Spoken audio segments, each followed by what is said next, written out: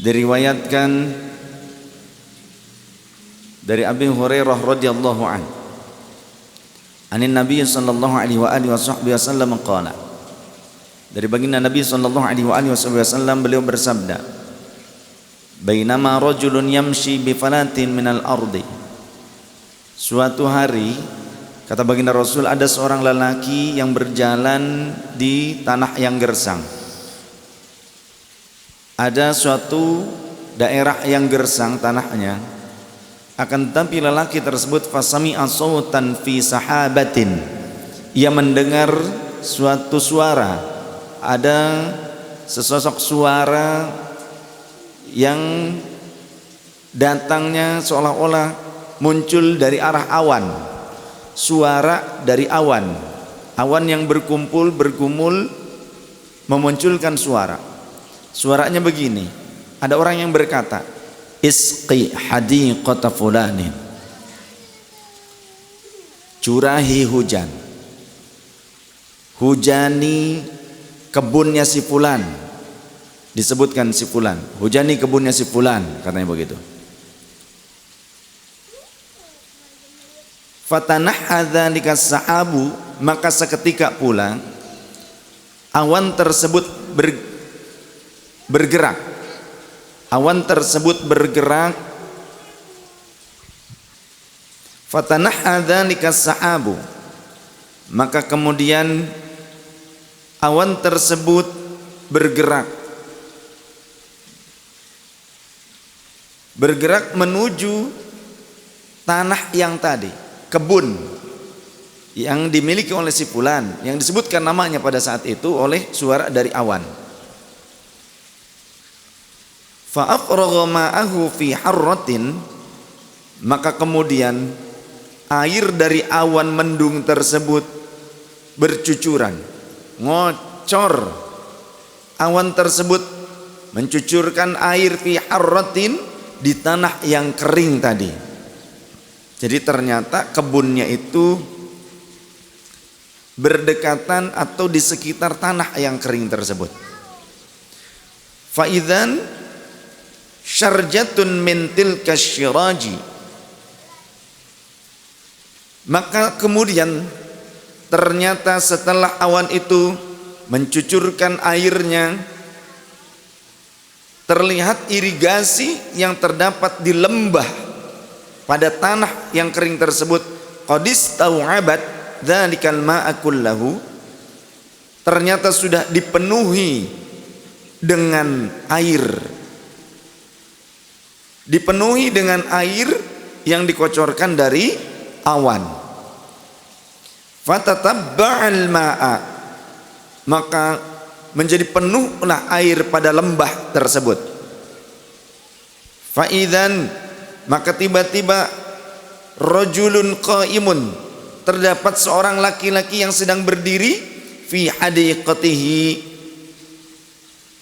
yang berada di kebunnya, yuhawwilul ma'a bimishatihi, yang ia sedang mengangsu air, ia memindahkan air dengan embernya dari lembah tersebut, dari rawa tersebut ke kebunnya, karena masih satu lokasi. Jadi ada tanah kering yang merupakan lembah cekungan, di sekitarnya itu perkebunan, dan awan itu hanya menyirami area itu saja. Awan itu hanya menyirami area wilayah perkebunan si fulan ini. Faqala lahu, maka lelaki yang sedang melakukan perjalanan ini, lelaki yang lewat di dekat area perkebunan tersebut, ia bertanya kepada pemilik kebun itu, ya Abdullah, wahai hamba Allah, mas muka, siapa namamu, siapakah anda ini? Qala, maka lelaki yang memiliki kebun tersebut berkata, fulanun, aku ini namanya Fulan, Udin lah, gampang gitu ya, atau Asep, Dudung lah, abdi teh namina Dudung gitu. Kan di Arab Dudung teh. Lismilladzi sami'a fis sahabati. Ternyata nama tersebut persis dengan yang disebutkan oleh suara yang muncul dari awan. Aku namanya Dudung, contoh gitu. Fulan disebutnya. Ternyata nama itu nama yang disebut oleh suara yang muncul dari awan. Faqala lahu, maka lelaki tersebut kemudian bertanya. Si pemilik kebun bertanya kepada tamu itu, ya Abdallah, wahai hambanya Allah, lima tas'aluni anismi, manggilnya dengan panggilan yang baik, tidak tahu namanya, manggilnya ya Abdallah, wahai hambanya Allah. Kalau sekarang di Indonesia, kampret, cebong. Nah kalau di Indonesia begitu, beda ya. Ini zaman now gitu. Kalau di dalam hadis, orang nggak kenal dipanggilnya dengan panggilan terbaik, ya Abdallah, wahai hambanya Allah. Padahal nggak tahu agamanya apa, begitu kan? Nggak tahu agamanya apa. Apalagi kalau ada kecelakaan, gak berarti nanya dulu, agamanya apa? Begitu. Masa nolong orang lain nanya agama? Ada orang kecelakaan ditanya dulu, KTP-nya apa? Lihat dulu KTP-nya, takutnya bukan Islam. Enggak begitu. Selamat dalam hal yang baik, kemanusiaan. Sekarang menghina Tuhan dari agama yang lain saja dilarang oleh Allah Ta'ala.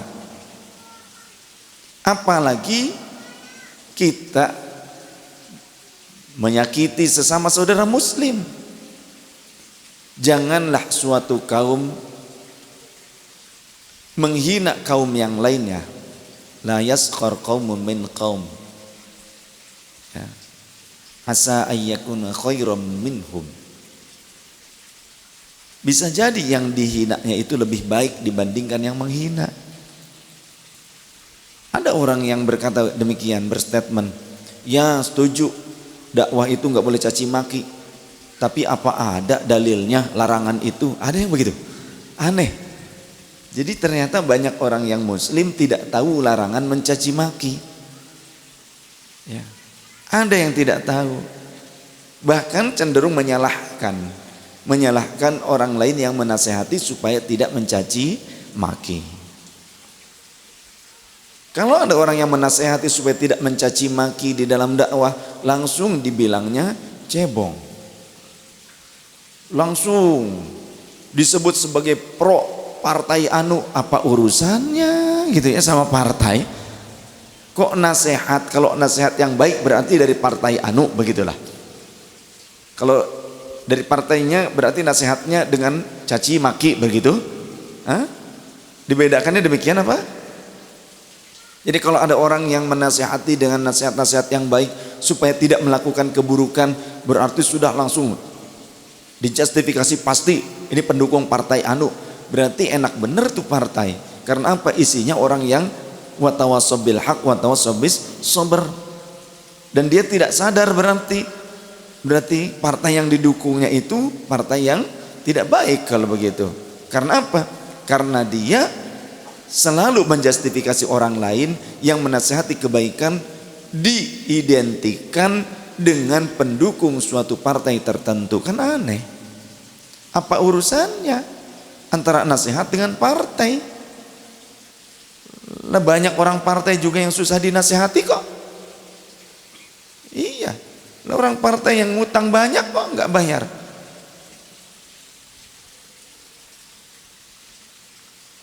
Yang baik ya ada, banyak yang baik juga. Artinya kan itu miniatur negara. Artinya ada yang baik, ada yang buruk. Ya nyampur lah, ngumpul. Sudahlah, jangan tuhankan politik, jangan tuhankan manusia, jangan tuhankan kebodohan, jangan tuhankan fanatisme, jangan tuhankan kekuasaan. Setuju? Setuju? Siap waras? Siap waras? Jaga kewarasan kita. Jangan ikut-ikutan jadi cebong dan kampret. Jangan ikut-ikutan. Sudah, kita jadi manusia saja yang bermartabat. Setuju?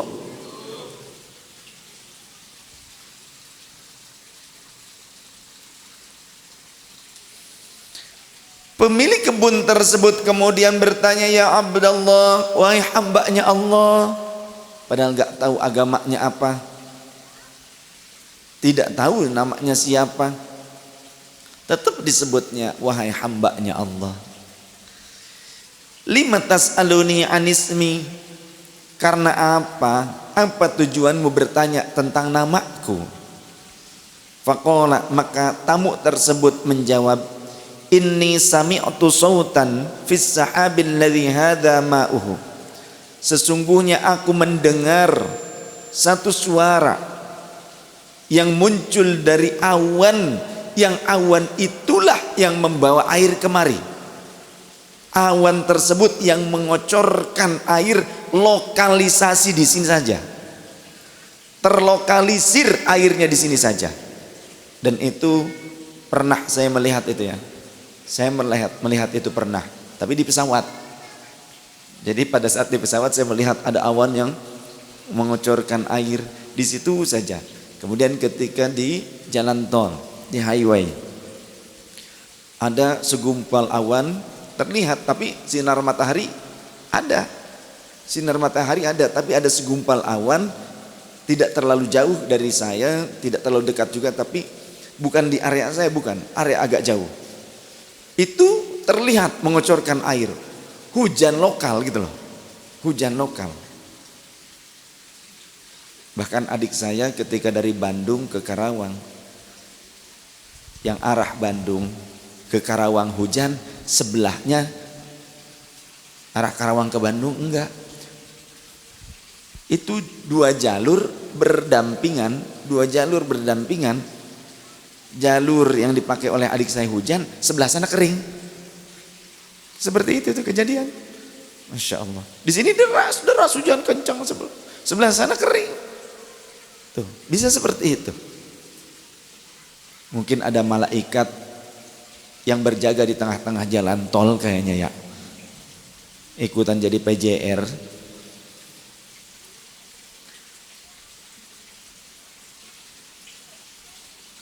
Sesungguhnya aku mendengar namamu disebutkan oleh suara yang muncul dari awan, yang awan itu ternyata datang kemari menurunkan, mencucurkan airnya di kebunmu ini. Faqala lahu, mohon maaf, hadza ma huwa yaqulu, yang mana di awan tersebut atau airnya tersebut, ma'uhu yaqulu, yang airnya tersebut berkata. Jadi air itu ngomong ternyata. Air ngomong. Di sini kalimatnya begini. Inni sami'tu sautan fis sahabil ladzi hadza ma'uhu yaqulu. Sesungguhnya aku mendengar suara dari arah awan yang mana airnya ini berbicara. Air yang ada di awan tersebut berbicara. Isqi hadiqata fulanin lismika. Ayo kita hujani kebunnya si fulan. Dia nyebutkan namamu, katanya begitu. Lismika. Famatas na'ufiha. Lantas apa sih sebetulnya yang telah engkau lakukan yang sehingga Allah memberikan karomah kepadamu seperti ini? Faqala, maka si tukang kebun tersebut, si pemilik kebun tersebut berkata, ama idh qulta hadha. Baiklah, jika memang engkau bertanya tentang hal ini, kau ingin penjelasan yang sebenarnya tentang hal ini, aku akan katakan, fa inni anzuru ila ma yakhruju minha. Sesungguhnya ketika aku melihat hasil panenku, ketika aku melihat buah-buahan yang sudah bergelantungan ataupun yang tumbuh di pepohonan yang ada di kebunku ini siap panen. Ketika terlihat buah-buahan yang sudah siap panen di kebunku ini, maka fa'atasaddaqu bituluthihi, maka aku sodakohkan sepertiga dari hasil panenku.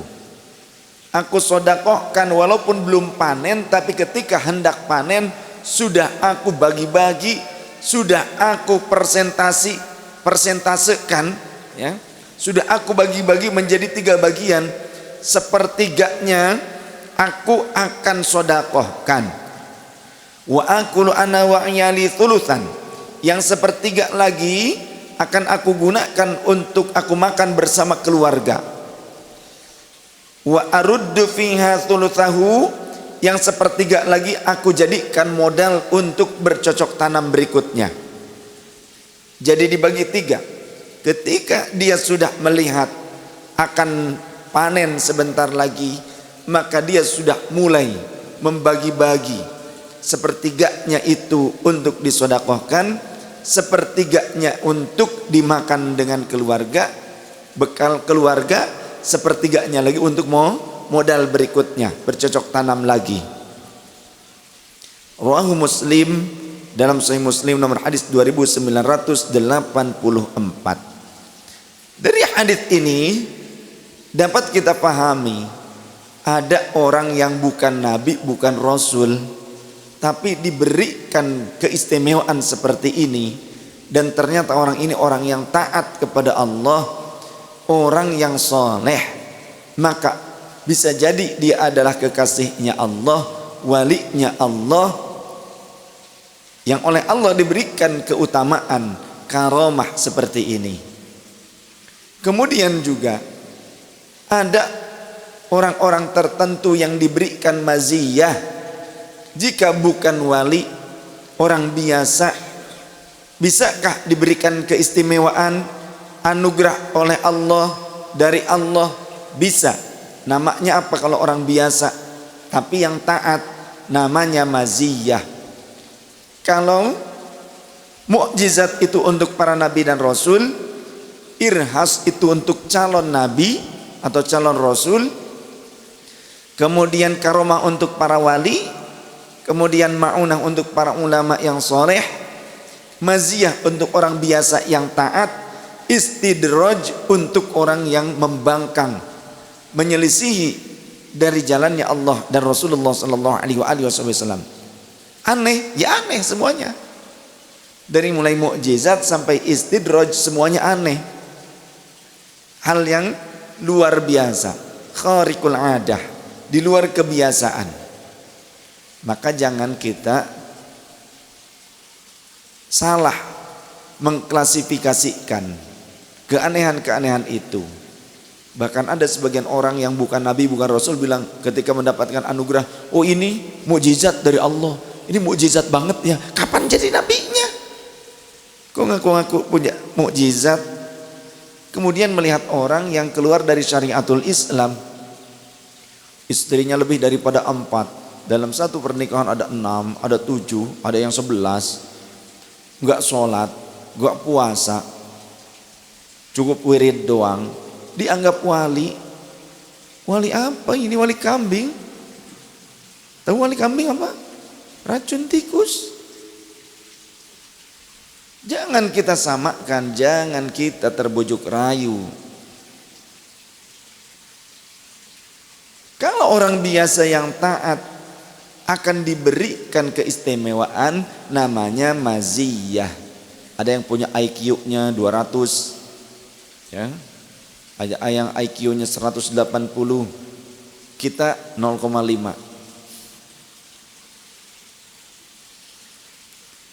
Jadi diisi sedikit ilmu sudah penuh overload, kurang 1 tera.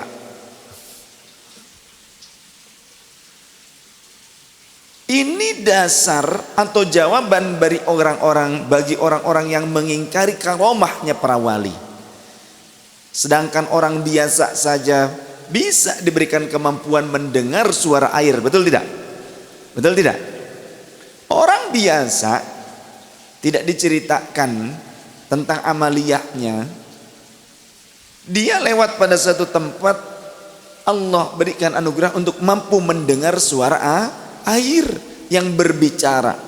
Airnya berbicara. Ini yang nyerita Rasulullah lah. Ya, yang cerita Rasulullah dalam Sahih Muslim diriwayatkannya.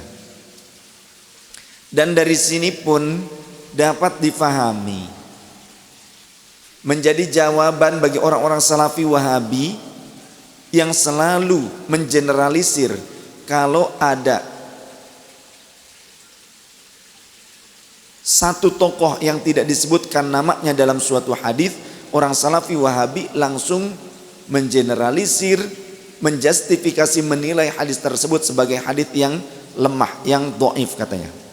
Jadi kalau orang Salafi Wahabi sekelas Nasiruddin Al-Albani, dia bukan muhaddits karena tidak hafal 300.000 hadis matan dan sanad serta biografi perawinya.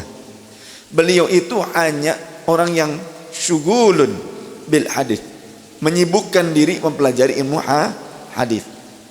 Bukan muhaddits, bukan al-hafidz, karena al-hafidz dalam bidang hadis itu minimal hafal 300.000 hadis matan beserta sanad, beserta setiap perawinya, tahu biografiknya. Itu hafidz. Kalau di Indonesia asal hafal Quran langsung hafidz. Kalau di Arab Saudi enggak disebut hafidz, hafal Quran itu biasa saja. Kalau al-hafidz itu kalau di wilayah Arabi, bukan hanya Saudi saja, yang di Mesir, di Marokonya, masuk Afrika berarti. Kemudian di Yaman, di Syam, Suriah, di Irak.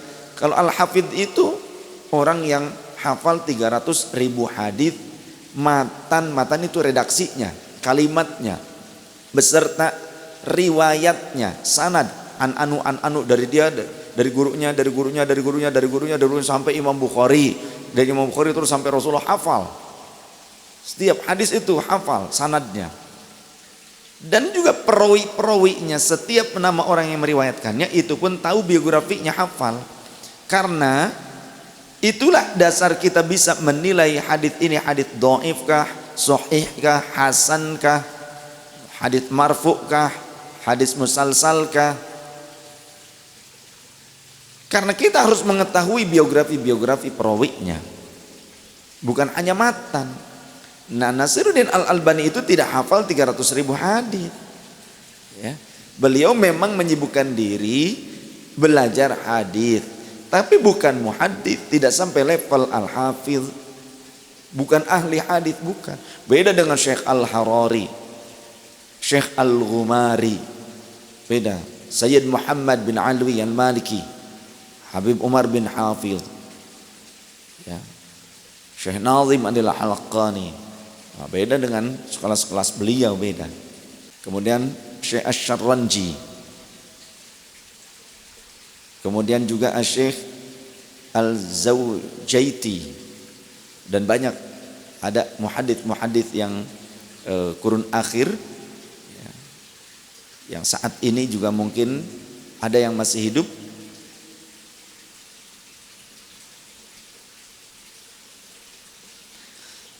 Jadi menurut sekelas Syekh Nasiruddin Al-Albani dan yang lainnya, kalau hadis, ya orang-orang Salafi Wahabi lah, ulama-ulama Salafi Wahabi, kalau hadis ada tokoh yang disebutkan fulan atau rojulun a'robiyun tapi tidak disebutkan namanya, tidak disebutkan namanya oleh mereka, itu diklasifikasikan sebagai hadis yang dhaif. Aneh. Padahal bisa saja di dalam riwayat yang lain disebutkan namanya, atau perawi itu menyebutkan namanya, yang dimaksud yakni ada penjelasan dalam syarahnya. Biasanya syarih, pensyarah itu menyebutkan siapa inisial ataupun nama dari orang tersebut, siapa yang dimaksud, ya. Ja'a rajulun, rajul ini siapa? Nah, pensyarah hadits yang sekelas hafidz seperti Imam Ibnu Hajar Al-Asqalani, Imam Ibnu Hajar Al-Haytami, Imam An-Nawawi, yang kesini-sininya, ya. Imam An-Nawawi kesininya, kemudian Imam Ibnu Hajar Al-Asqalani, Imam Ali Nuruddin Al-Haythami, kemudian Imam Ibnu Hajar Al-Haythami, Imam Jalaluddin As-Suyuti. Nah, ini al-hafidh mereka. Mereka kemudian menyebutkan siapa yang dimaksud fulan atau rojul tersebut, A'rabi tersebut siapa, atau imro'atun tersebut siapa. Bagaimana penilaian hadits tersebut tentang sahih, hasan atau yang lainnya? Dilihat dari perawi-perawinya, kapabilitas perawinya. Jangan langsung digeneralisir jadi dhaif. Karena apa mengeneralisir jadi dhaif? Karena tidak tahu. Berarti karena belegu, mohon maaf, keceplosan begitu ya kan. Karena tidak paham, tidak hafal, tidak mengerti, bukan muhadits, akhirnya dia bingung untuk menyebutkan, menjelaskan siapa-siapanya. Maka seolah-olah hadits tersebut terputus karena ada orang yang tidak diketahui biografinya. Ya dia tidak mengetahui biografinya. Kalau muhadits lain mah tahu dengan biografi si fulan, si rojul tersebut. Betul tidak? Nah.